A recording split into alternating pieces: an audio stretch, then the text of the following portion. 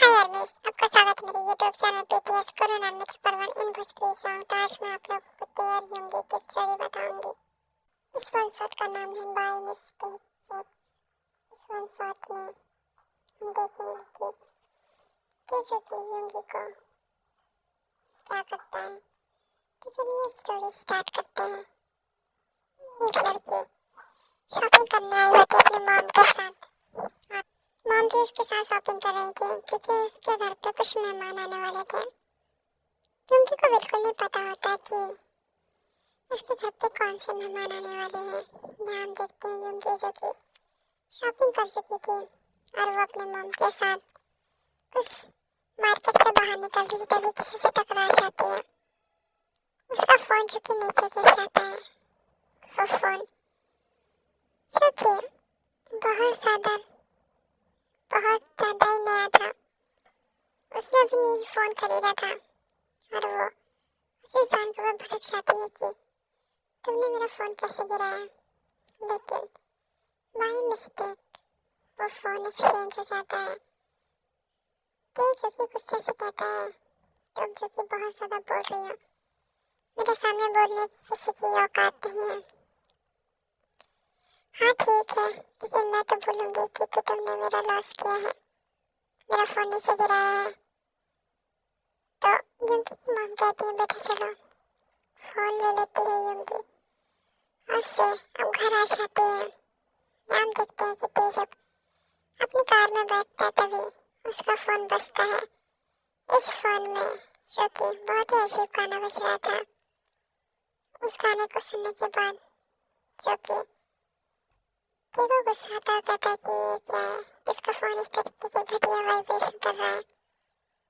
तो उसका सिस्टम कहता है सर आपका, पर मेरे में तो इस तरीके कुछ भी नहीं, मेरा फोन तो हमेशा साइलेंट रहता है। सर शायद उस लड़के से एक्सचेंज हो गया होगा। उस फोन को पिकअप करता है तो वहाँ पर जिमिन जो कि बहुत ज्यादा ही प्यार से बातें कर रही थी और कहती है कि कहाँ है तू, पागल लड़की फोन क्यों नहीं उठाती है।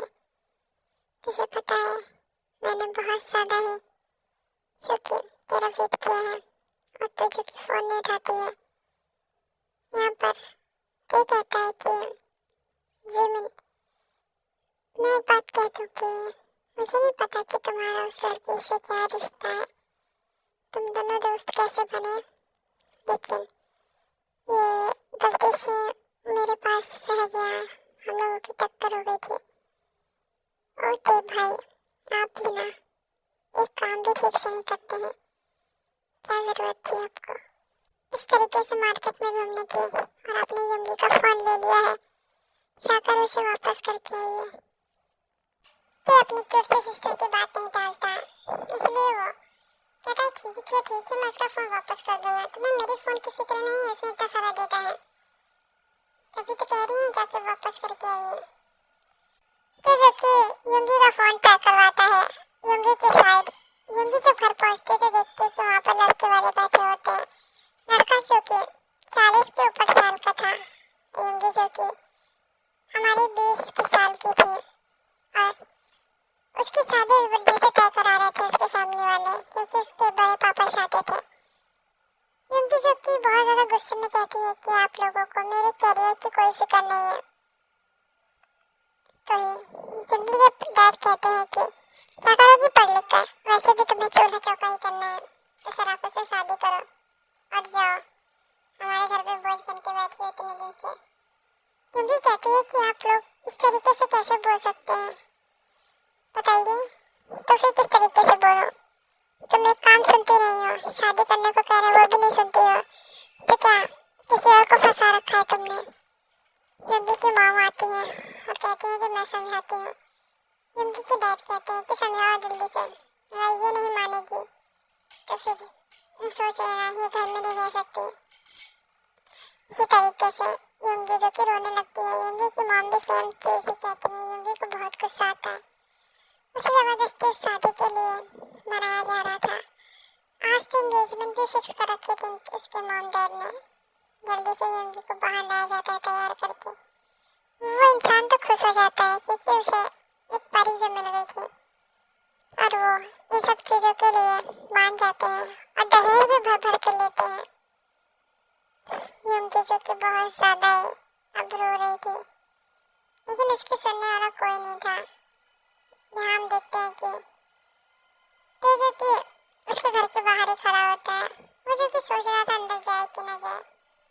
तभी वहाँ सर्वेंट से वो पूछता है कि युंगी कहाँ है। युंगी का नाम सुन के सर्वेंट जो कि शॉक होता है, लेकिन उसका पहनावा देखकर वो समझ जाता है कि बहुत ज्यादा अमीर है, इन्हें रोकना ठीक नहीं। तो वो अंदर ही उसे जाने के लिए कह देता है।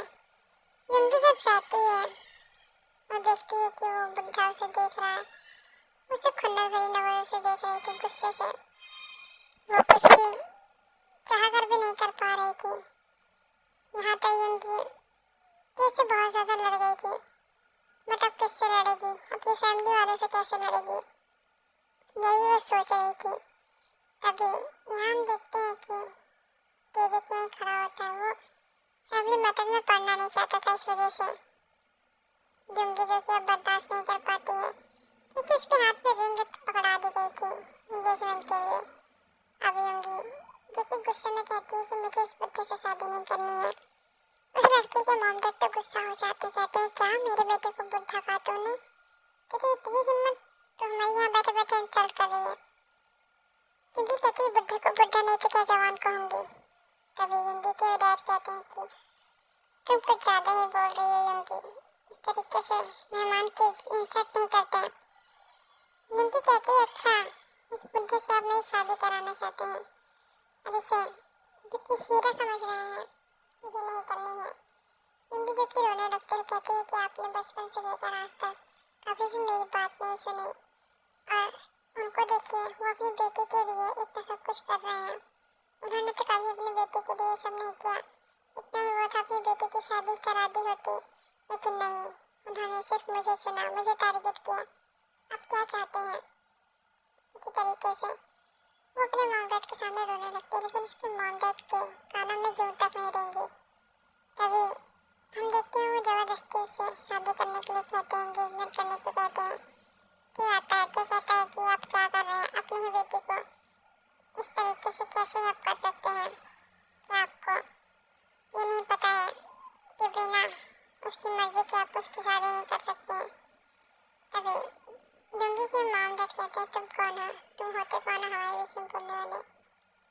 लेकिन युंगी के बड़े पापा कहते हैं कि वाह, इसने तो यार भी फंसा रखा है, तभी तो शादी के लिए मना ही कर रही थी। अब तो युंगी को और गुस्सा आता है और कहती है कि ये सब काम आपकी बेटी करती है, अभी इसके बारे में चेक किया है आपने, रोज लड़कों के साथ बिस्तर पर रहती है।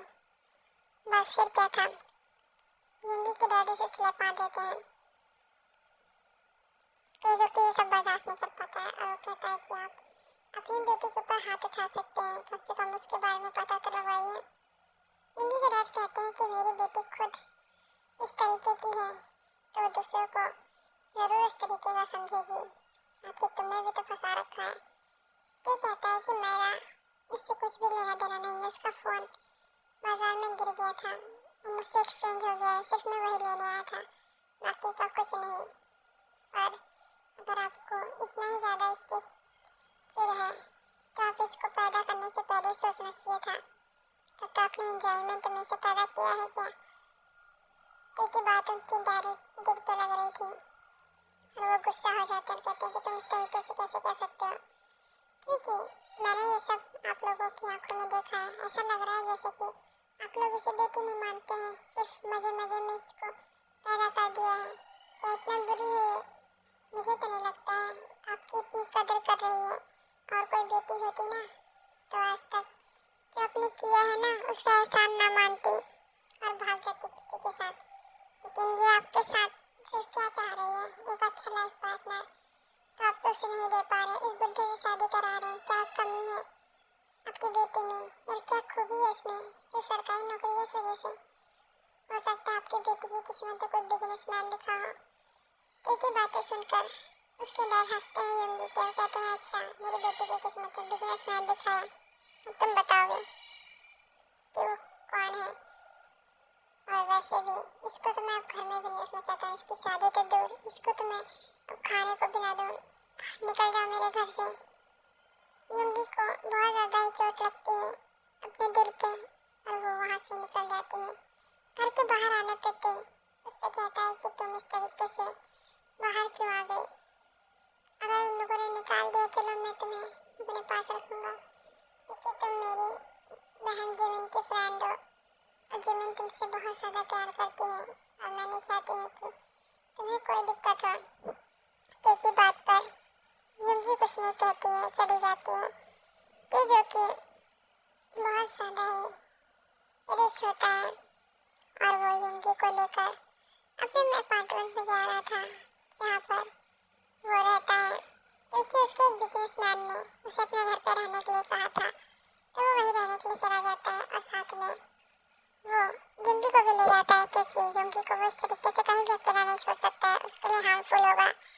ऐसे ही इस बिजनेसमैन की एक बेटी होती है और बेटा होता है, जिसकी नज़रों में युंगी चढ़ गई थी और बेटी की नज़र में हमारा ते को पाने के लिए किसी भी हद तक जा सकती थी। इसलिए जब यहाँ पर ते ने उस इंसान के साथ बिजनेस डील साइन की, तो वो खुशी से एक पार्टी रखता है। पार्टी में सबको इनवाइट करता है, तो वो ते से रिक्वेस्ट करता है रुकने के लिए, क्योंकि आज के बाद वो यहाँ नहीं आएगा, क्योंकि वो युंगी को लेकर यहाँ से दूर जाएगा। और तो और युंगी से वो प्यार करने लगा था, क्योंकि युंगी की मासूमियत उसे पसंद आ गई थी और तो उसकी फैमिली ने उसका साथ भी नहीं दिया था, तो फिर जाहिर सी बात है वो उसे सपोर्ट करना चाहता था और वो इसी तरीके से उसकी केयर करना चाहता था।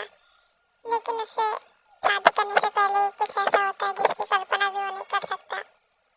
वो जो कि बहुत ज़्यादा ही बुरी तरीके से उस पार्टी में घूम रहा था, क्योंकि उसे ड्रग्स दे दी गई थी और साथ में युंगी को लेकर उस बिजनेसमैन का लड़का रूम में जाता है और ते के पास वो लड़की आती है। ते गुस्से में उसे झटक देता है, उसे सलाम मार के कहता है कि तुम अपनी औकात भूल रही हो, और इतनी तेज चिल्लाता है कि पूरे पार्टी के लोग उसे देख रहे थे। और जब वो बिजनेसमैन उसके सामने आता तो कहता है कि आपकी बेटी, इसे समझा लीजिए, मुझे एक रात सोने के लिए कह रही है अपने साथ और संभालिए इसे, मुझे इस तरीके की लड़कियाँ बिल्कुल पसंद नहीं है।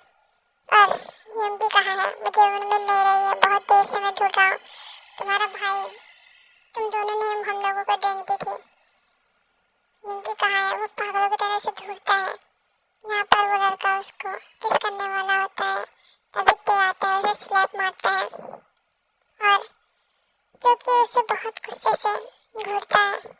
वो लड़का जो कि सोचता है कि ये कहाँ से आ गया, क्योंकि वो ते से बहुत ज़्यादा डरता था, तुरंत ही वहाँ से भाग जाता है। ते की हालत बहुत ज़्यादा खराब हो जाती है, उसके जो कि डिजायर बढ़ने लगे थे। और यहाँ पर हमारी युंगी क्योंकि अपने क्लोथ को निकाल कर फेंक चुकी थी, क्योंकि उसे बहुत गर्मी लग रही थी, तो उसे इस तरीके से देखता है तो उसके ऊपर आ जाता है और बहुत ज़्यादा ही उसे प्यार करने लगता है। युंगी जो कि ये सब बहुत अच्छी तरीके से फील कर रही थी, दोनों इंटीमेट हो जाते हैं। नेक्स्ट डे मॉर्निंग युंगी जब उठती है तो रोने लगती है, तो उससे कहता है कि मैं तुमसे प्यार करता हूँ, मुझे तुमसे शादी करनी है, बट ये मत सोचना कि मैं तुम पे एहसान कर रहा हूँ, आज तक मैंने तुम पे कभी एहसान नहीं किया है। वो जो कि युंगी को बहुत ज़्यादा ही प्यार से समझाता है, उसके साथ मैरिज पेपर पे सिग्नेचर करता है, दोनों की शादी हो जाती है। नेक्स्ट डे जब ते जो कि अपनी दादी के पास आने वाला था अपनी बहू को लेकर, तो उसे बहुत अच्छे से समझाता है, क्योंकि उसकी दादी को बहुत जल्दी ही पोता पोती चाहिए थे। और जब वो इस तरीके से अपनी दादी के पास पहुंचता है तो उसकी दादी ने बहुत ज़्यादा इंतजाम करवा रखे थे उसके फर्स्ट नाइट के लिए भी। ते जो कि अपने रूम में जाता है तो देखता है कि युंगी उसका इंतजार कर रही थी। युंगी उससे पूछती है क्या हुआ, तो कहता है कि देखो, मुझे बिल्कुल भी नहीं पसंद है कि मैं तुम्हारे साथ फोर्स करूँ, इसलिए प्लीज़ मुझे माफ़ कर देना। उस रात जो भी हुआ वो बहुत ज़्यादा ही गलत हुआ था, मुझे पता है, लेकिन जब तक तुमने परमिशन दोगे तब तक मैं तुम्हें हाथ नहीं लगाऊंगा। युंगी कहती है ऐसा कुछ भी नहीं है, बस मुझे ये डर है कि उस रात की तरह पेन ना हो। ते जो कि स्माइल करता है और बहुत तेज हंसता है, कहता क्या तुम्हें पेन की पड़ी है? मुझे लगा तुम मना कर दोगे। योगी कहती है कि तुम मेरे हस्बैंड हो, तुमने मेरे लिए इतना सब कुछ किया है, मैं तुम पे भरोसा करती हूँ और मरते दम तक करूंगी। दोनों ही एक दूसरे को किस करते हैं और योगी जो कि अपनी बाहें खोलकर ते को हक करती है, ते भी उसे हक बैक करता है और दोनों बहुत ज्यादा एक दूसरे से प्यार करते हैं।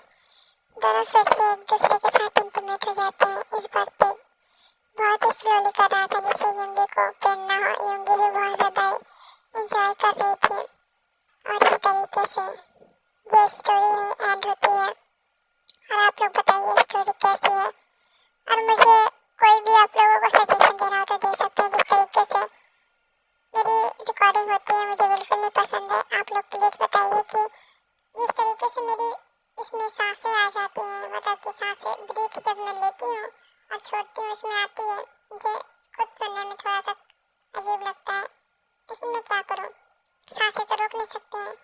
तो आप लोगों को अगर कोई आइडिया पता है तो मुझे ज़रूर बताइएगा। और नेक्स्ट चैनल पे भी मैंने स्टोरी अपलोड कर दी है और उसमें कोई प्रॉब्लम हो तो आप लोग कमेंट करके बताइएगा। Sarangi, love you so much army.